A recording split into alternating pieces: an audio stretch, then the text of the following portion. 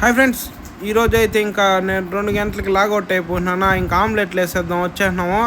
నాన్న కూడా పోయి గుడ్లు తెచ్చేసినాడు. ఇంక చూడండి, నేను గుడ్లంతా కొట్టి పోసేసినాను అనమాట.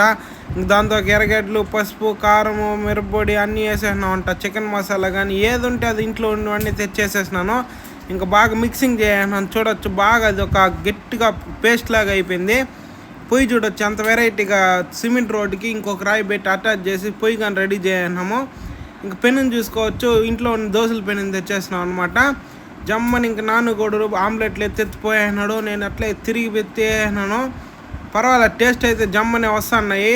పొయ్యి కానీ బాగా కాంగింది. కరెక్ట్గా ఒక 10 నిమిషాలు అన్నీ వేసినాం జమ్మని. ఇంక లాస్ట్లో ఒకటి ఉన్నింది అనమాట, దాన్ని మొత్తం ఎత్తి కొమ్మరిచ్చేసిన అట్టే. ఇంకా అది మొత్తం రెడీ అయిపోయినాయి. ఇంక చూసుకోవచ్చు, మనకు ఒక 5 ఆమ్లెట్లు దాకా అయితే అయినాయి. ఒక 7-8 గుడ్లు వేసినాము. ఇంకా టేస్ట్ చూడొచ్చు, నాన్న కూడా చెప్తున్నాడు. టేస్ట్ అయితే పర్వాలేదు, ఏదో అంత బాగానే ఉంది, ఇబ్బంది లేకుండా సూపర్గానే ఉంది. ఇంక మనం తింటున్నామా, ఇంక మన స్నూపీ ఉన్నింది, దానికి కానీ కొంచెం చేసేసినాను.